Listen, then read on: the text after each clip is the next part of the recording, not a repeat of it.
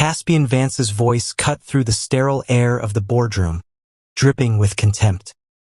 He leaned over the conference table littered with flour, tomatoes, and fresh pasta sheets, pointing a sharp finger at Zuri Varin, who stood silently in her chef's coat, clutching a serving cart.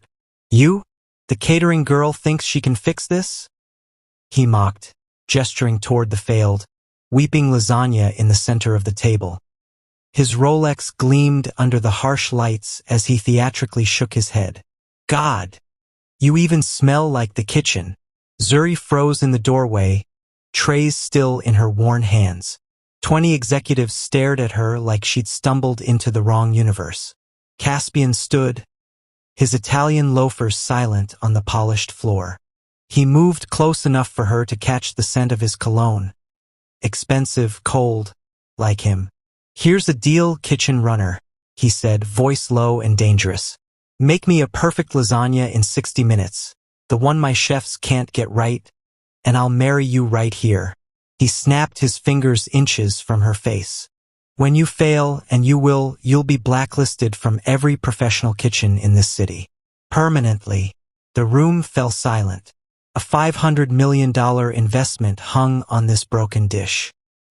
Apex Capital's headquarters were a temple of glass and ambition, perched high above the city, where deals were brokered over mineral water and egos. At its helm was Caspian Vance, 40, ruthless, a billionaire who measured success in margins and submission. Today, his empire trembled on the edge of a single meal, the truffle lasagna. It was the centerpiece of a make-or-break luncheon for the Grandeur Collection, a European hospitality giant whose signature dish had become Apex's culinary curse. 3 times the executive chefs had tried. 3 times the sauce had split. A mysterious, humiliating flaw that no one could diagnose. And in the shadows of this crisis stood Zuri Varin. To the executives, she was the catering girl. Invisible, interchangeable, pushing carts and clearing plates. They didn't know that beneath the plain chef's coat was a woman who had once owned the Spice Foundry, an award-winning restaurant praised for its innovation and soul. They didn't know she held a degree in advanced food chemistry, or that she had sold her dream to pay her father's medical debt. They saw a servant. They had no idea she was the only one in the building who understood why the lasagna was failing. If you're Team Zuri, smash that like button. Subscribe to see how this billion-dollar bet ends. And comment below right now with where you're watching from. The boardroom table was a crime scene of fine ingredients. Fresh pasta sheets lay like linen, pools of white sauce wept into the wood, and shavings of black truffle looked like expensive dust. In the center sat the culprit, a slumped, weeping lasagna, its layers separating in a silent scream of failure. Caspian Vance leaned over it, his knuckles white on the polished surface.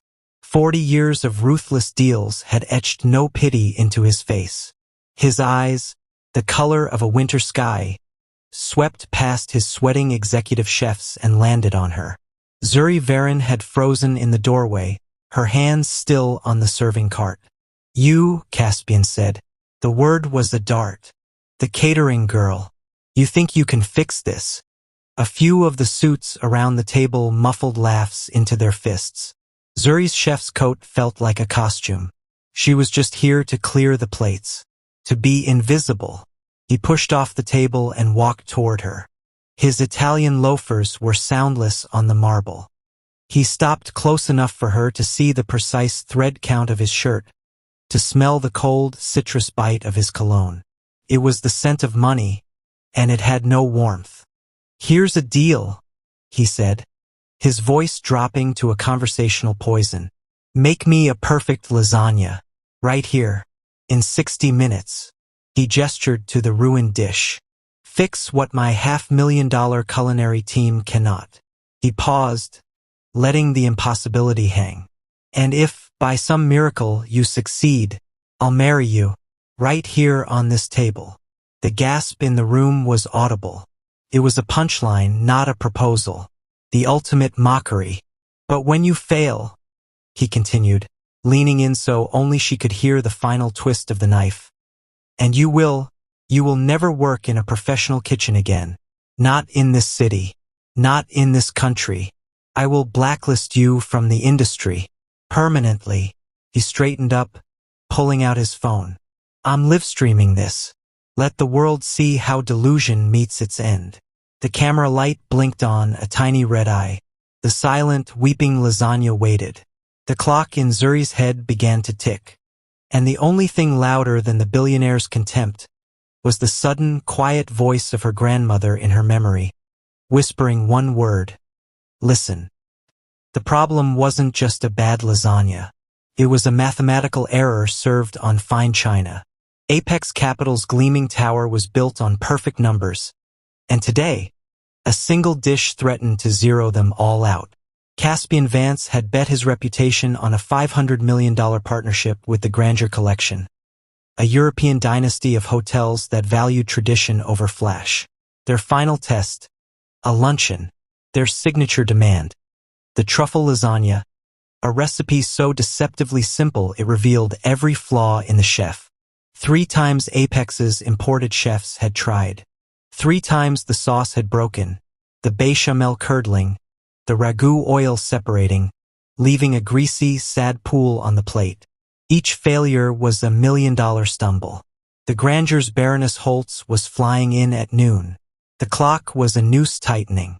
In the silent, stainless steel kitchen below, Zuri moved like a ghost. She refilled water carafes, polished cutlery that was already gleaming, and listened. She heard the panic in the sous chef's mutter. The acidity is off, but the pH meters show normal. She saw the confusion in the head chef's eyes as he stared at a vat of ragu like it had betrayed him. They were looking at screens and sensors. Zuri looked at the sauce itself. The color was a shade too bright, the sheen wrong. It wasn't a cooking mistake. It was a chemical one. To them, she was part of the furniture. A woman in a plain coat pushing a cart. They didn't see the calluses on her hands from years of knife work, or the faint scar from a splattering pan oil. They didn't know that 2 years ago, she had been Chef Zuri Varin, owner of the Spice Foundry, a restaurant where critics wept over her lamb curry. They didn't know she'd sold it all, every pot, every signed review, to pay for her father's failing heart. The debt had swallowed her dream and left her here, anonymous, serving canapés to men who wouldn't meet her eyes. Now, upstairs, one of those men had just bet his hand in marriage against her entire future, over a pan of broken pasta. And as she loaded the failed lasagna onto her cart, her fingers brushed the edge of the dish. The texture was all wrong. Gritty where it should be smooth. The first clue. It wasn't in the recipe. It was in the ingredients themselves. 5 years ago, the air in Zuri's kitchen smelled of toasted cumin and hope. The Spice Foundry was a warm cave of copper pots and simmering pots, a place where food critics came to have their assumptions dismantled. Her Nigerian grandmother's voice was her compass. Food is not magic, child. It is science that remembers its mother. She'd learned to see cooking as elegant chemistry, how collagen broke down into silk, how acids could brighten or murder a sauce. She'd even taken night classes, earning a certificate in advanced food chemistry, weaving textbook knowledge with ancestral instinct. Then the call came. Her father, the man who'd worked 2 jobs to pay her culinary school deposit, was in the ICU. The bills arrived like a flood, each one higher than the last. The bank said no. The investors vanished. She sold the foundry to a conglomerate that turned it into a themed sushi bar. The money lasted just long enough to keep her father alive. Not well. The debt remained, a mountain with her name on it. Apex Capital's job listing for a culinary support assistant was the only one that didn't require a background check deep enough to reveal her past. She took it. She traded her chef's knives for a polishing cloth, her creative menus for a checklist of dietary restrictions. Caspian Vance had walked past her a dozen times. He'd never seen her. To him, she was the help, a function, not a person. He'd hold court in the break room, talking of disruptive innovation, while she quietly disposed of the oversalted meals his chefs sent back. Her chef's coat from the foundry was at the back of her closet. She wore the company-issued one now, crisp and blank. Her credentials, her degree, her reviews, the photo of her with Chef Beaumont from a charity event, were locked in a storage unit she could no longer afford. Up in the boardroom, the live stream was trending. #MarriageChallenge. Comments scrolled on a monitor. "What an idiot! She's pretty. Just say yes. This is abuse." Caspian watched the numbers climb, a smirk playing on his lips. Engagement was engagement. Even humiliation could be monetized. Zuri stood at the designated challenge station, a makeshift kitchen setup in the corner of the boardroom. The executives watched, sipping mineral water. The raw ingredients were before her, the same expensive, flawed components that had doomed the others. She closed her eyes for a second, not to pray, to diagnose. She could hear her grandmother. "When a sauce fights itself, you must find the argument." Zuri picked up the block of Parmigiano Reggiano, aged 36 months, premium. Then she picked up the tube of tomato concentrate. New World Vintage, the label boasted. High acidity for vibrant taste. Her mind connected the dots. Aged cheese. High acid. Protein denaturation. It wasn't a cooking error. It was an elemental conflict. A war in a pan. And she knew, with cold certainty, exactly how to stop it. "The clock is ticking, chef." Caspian's voice was a lazy drawl from his throne at the head of the table. He didn't look at her. He watched the live stream comments on his tablet, occasionally chuckling. 47 minutes to save your career. Or destroy it. The room had become a theater of cruelty. His executives had settled in, phones out, some placing informal bets. 100 she walks out, one murmured. 1,000 she sets off the fire alarm, another laughed. Zuri blocked them out. Her world had narrowed to the countertop. She laid out her tools with a calm that felt foreign. Inside, a storm raged, fear, yes, but beneath it, a rising, furious clarity. She had requested a few unconventional items. A box of baking soda. A fresh, unopened bottle of a mild, low-acidity tomato passata from the corner market. The head chef had scoffed but sent a runner. The items looked pitiful next to the imported luxury ingredients. Caspian noticed. Shopping at the bodega now? A fitting choice. Zuri didn't respond. She began by discarding the problematic concentrate. She sautéed onions and garlic in olive oil, the first, honest sizzle a sound of intent. She added the passata.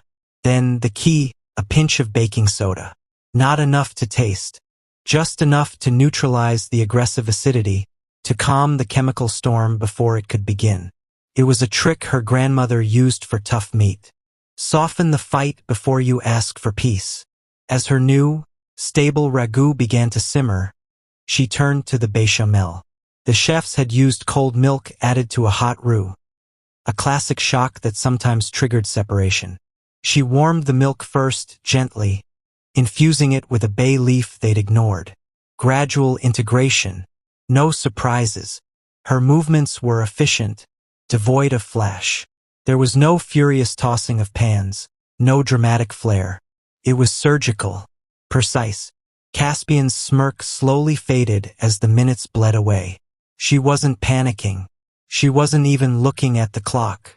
She was building something layer by deliberate layer. He stood up and walked over under the guise of checking the live stream angle. He peered into her pot. Smells simple. It was an insult. It's stable, Zuri said quietly, her first words to him since this began. Stable isn't perfect. The brief is perfect. You can't get to perfect, she said, looking him directly in the eye for the first time. Through a foundation that's already crumbling, something flickered in his gaze. Not understanding, but irritation at her certainty. The door to the boardroom opened then, and the air changed. Two women entered. One tall and severe in a tailored suit, was Baroness Ingrid Holtz.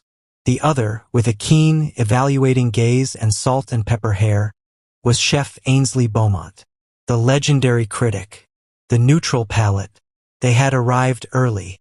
The tasting wasn't at noon. It was now. Caspian's confidence wavered for a single visible second. The timeline had just collapsed, and Zuri's lasagna had 23 minutes left in the oven. The boardroom, which had felt like a gladiator pit, suddenly became a cathedral of judgment. Baroness Holtz surveyed the scene. The nervous executives, the smug CEO, the lone woman cooking in the corner, with an expression of glacial disappointment. "Mr. Vance," she said, her accent clipping each word. "We observed the live stream from our car. An unorthodox prelude to a business lunch." Chef Ainsley Beaumont said nothing. Her eyes, famous for ending careers with a blink, were fixed on Zuri. She watched the way Zuri checked the ragout simmer, not with a spoon, but by listening to the size of the bubbles. She saw the deliberate, gentle fold of the bechamel into the roux. This was not the work of a catering assistant. Caspian recovered, his PR instincts snapping into place. "Baroness Holtz, Chef Beaumont, welcome. This is merely a team-building exercise, a lesson in ambition meeting reality." He gestured dismissively at Zuri. "Our support staff expressed a belief in her own latent talent. We are giving her a platform." Zuri's hands didn't shake as she layered pasta. Latent talent. The words burned. She layered ragout, bechamel, a scatter of cheese. Each layer was a sentence in an argument she was about to win. "The original dish," Chef Beaumont finally spoke, her voice low and resonant. "May I see it?" The ruined lasagna was presented like evidence. Beaumont leaned in, sniffed. She took a tiny forkful, rolled it on her tongue, and frowned. "The flavor is there, bold even, but the mouthfeel, it's fractured, gritty. The proteins have seized." She looked at the head chef, who trembled. "You used the Grandeur family recipe? To the gram, chef. And the ingredients? The finest. Aged Parmigiano, San Marzano tomato concentrate." Beaumont held up a hand. "Aged cheese, high-acid concentrate." She sighed, a sound of profound professional frustration. "You created a perfect storm for casein coagulation. You're making glue, not sauce." It was the exact diagnosis Zuri had made an hour ago, whispered to a wall. Hearing it from a legend was a vindication that thrummed in her bones. Caspian paled. His culinary team had been defeated by a paragraph from a food science textbook. The oven timer beeped. All heads turned. Zuri pulled on oven mitts, her movements slow and reverent. She extracted the baking dish. Steam rose in a fragrant cloud. The lasagna that emerged was not golden brown. Not yet. It was pale, bubbling gently, its surface a mosaic of creamy white and deep red. It looked humble. Caspian found his voice, dripping with sarcasm. "The masterpiece. It lacks even a color." Zuri placed it on a trivet. "Color is a result of the Maillard reaction and caramelized sugars. You can't have that," she said softly, "until you have stability first." She took a chef's knife, a real one, not the serrated boardroom knife, and plunged it into the center. She lifted a square. It held. No slump, no weep of grease. The layers were distinct, bonded but separate. The aroma that bloomed was not the aggressive punch of truffle and acid, but a deep, rounded, comforting melody of tomato, dairy, and herb. She plated the single square. She set it before Chef Ainsley Beaumont. The entire fate of the $500 million deal of her future of Caspian's empire rested on the next 60 seconds, and on the palate of the toughest critic in the world. Ainsley Beaumont did not eat immediately. She observed. She leaned close to the plate, inhaling deeply. She nudged the square with her fork, testing its structure. It sprang back gently, a sign of perfect protein set. The silence in the room was a physical thing, thick enough to choke on. Caspian had stopped breathing. The livestream camera, forgotten, pointed at the critic's face, broadcasting her every micro-expression to a waiting viral audience. Zuri's heart hammered against her ribs.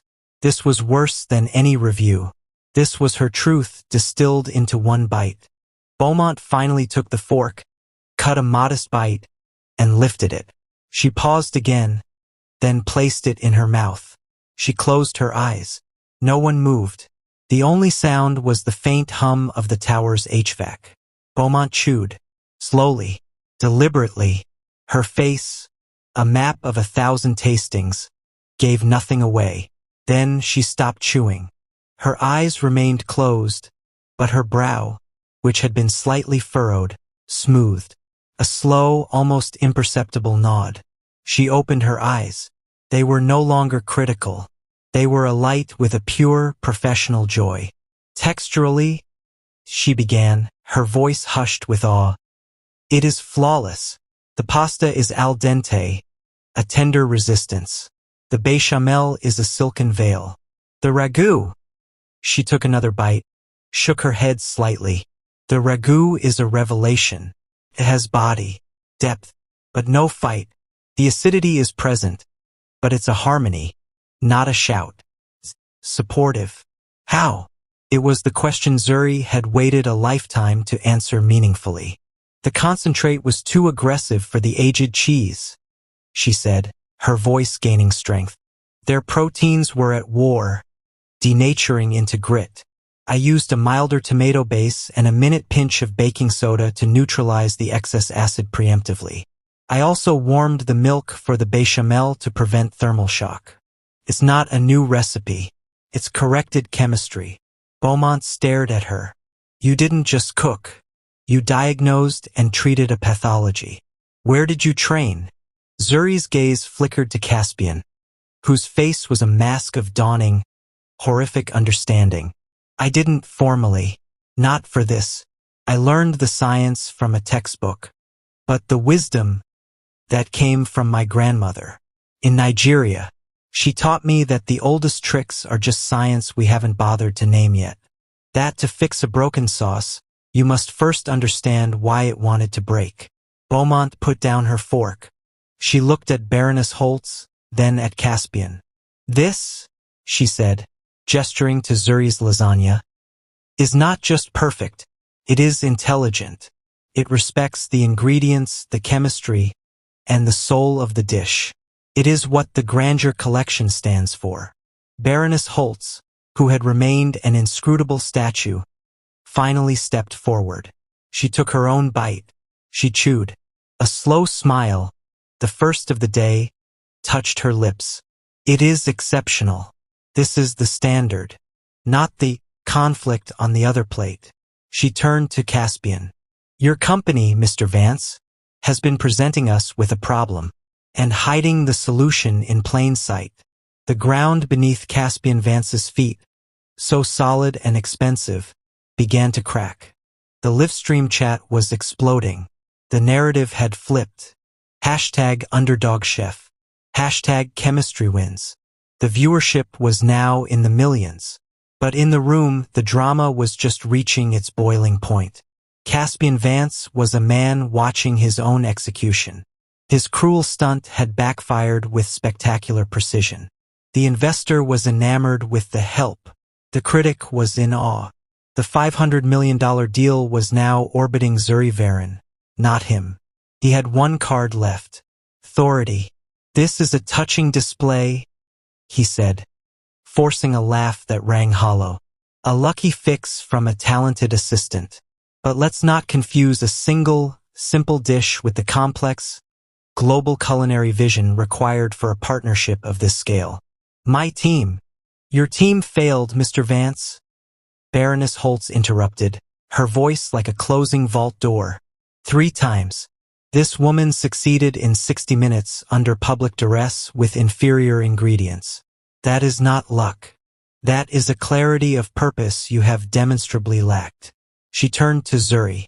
What is your name? Your full name and title. Zuri stood straight, the starch finally returning to her spine. Zuri Varen, culinary support assistant. She almost added for now. And before this? Zuri felt the eyes of the room, the weight of the camera. The secret she'd carried like a stone was about to become a weapon. Before this, I was the owner and head chef of the Spice Foundry. It was awarded a Regional Innovation in Tradition Prize 2 years ago. I hold a certificate in advanced food chemistry. I sold my restaurant to pay a family debt. A collective murmur rippled through the executives. The head chef of Apex's kitchen looked like he'd been slapped. Chef Beaumont's eyes widened in recognition. The Spice Foundry. I remember the review. A genius fusion of molecular gastronomy and ancestral memory. That was you? I tried to book a table, but it had just closed. It was sold, Zuri repeated, the grief and anger sharp in her throat. To pay for my father's heart surgery. The silence this time was different. Not shocked, but ashamed. The casual cruelty of the last hour was reframed. This wasn't a nobody rising above her station. It was a fallen champion, forced to kneel, now standing back up. Caspian saw the story crystallizing in real time. The ruthless billionaire mocking a woman sacrificing everything for her family. It was a PR nightmare of atomic proportions. Baroness Holtz looked at him, her decision made. The partnership with Apex Capital is contingent on excellence. You have shown us a profound lack of it in your judgment and your kitchen. However, you have also, accidentally, presented us with the embodiment of the excellence we seek. She faced Zuri. Ms. Varen, the Grandeur Collection would like to offer you an exclusive, personal consulting contract to oversee the culinary philosophy of this partnership. A 3-year term. Value, $50 million. The number hung in the air, sucking out all the sound. 50 million. It was more than the debt, more than the value of her old restaurant. It was a life rebuilt from the foundation up. And it was being offered in the boardroom of the man who had just tried to destroy her. Caspian Vance's world disintegrated in perfect, high-definition silence.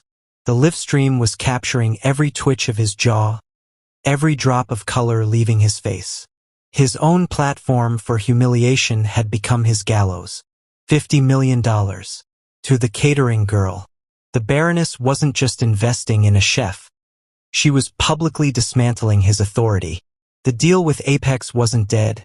It could still proceed. But its heart would now beat in Zuri Varen's kitchen, not his boardroom. He had to speak, to reclaim control. But all that came out was a strained, Baroness, surely the corporate structure, the oversight, will be handled by our lawyers, she said dismissively. Your board will be contacted. The new condition is non-negotiable. Ms. Varen leads the culinary vision. If that is unacceptable, our private jet is still fueled. Checkmate. Zuri felt the weight of the offer, a gravitational pull toward a future she'd mourned. But she looked at Caspian, at the lingering sneer beneath the shock. The system that had crushed her was still here, in this room. It had just lost a battle, not the war. She took a breath. Thank you, Baroness Holtz. The offer is incredible. But I have one condition of my own. Now even Beaumont looked surprised. The room leaned in. I will accept the role, Zuri said, her voice clear and carrying. As the Director of Culinary Innovation for Apex Capital. Not just as a consultant for your project. Here. Now. It was a power play so bold it stole the air from the room. She wasn't just taking the Baroness's lifeline. She was seizing the ship that had tried to sink her. Caspian finally found his voice. A ragged thing. You can't just. There's no such position. There is now, Baroness Holtz said, a glint of admiration in her eyes. She saw it. The hunger not just for revenge, but for reform. Consider it our first joint executive decision, Mr. Vance. Or our point of departure. The board members, who had been silent accomplices, now saw the wind shifting.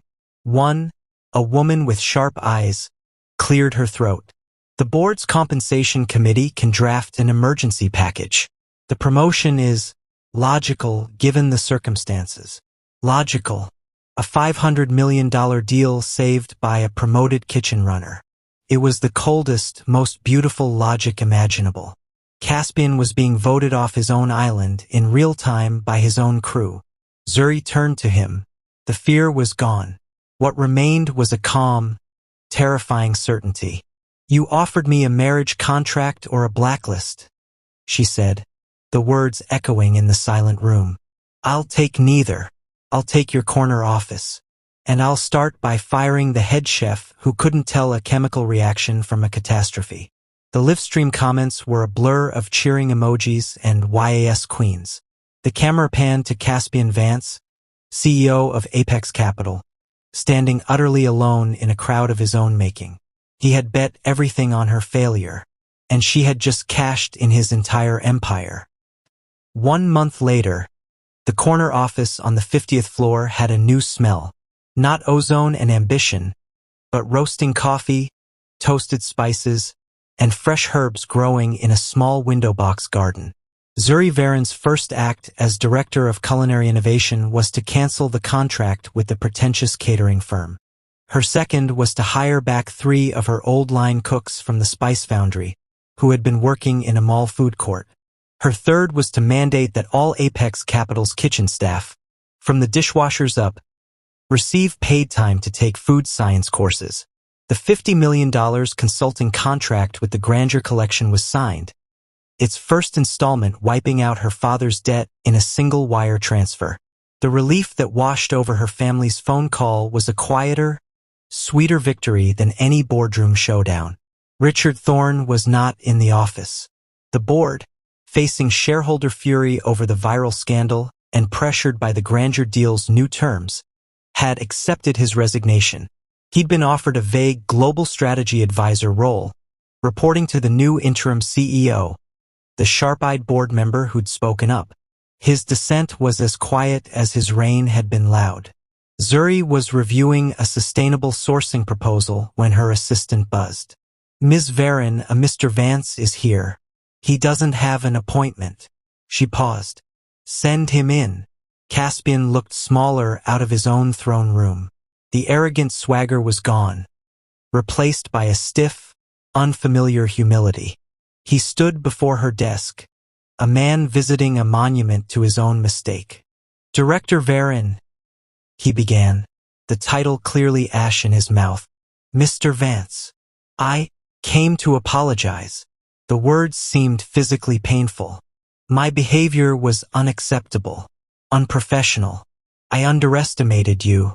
I was wrong." Zuri waited. She knew there was more. A man like him didn't crawl for forgiveness. He crawled for opportunity. "The board, my new role is largely ceremonial. I have time, and I find myself curious."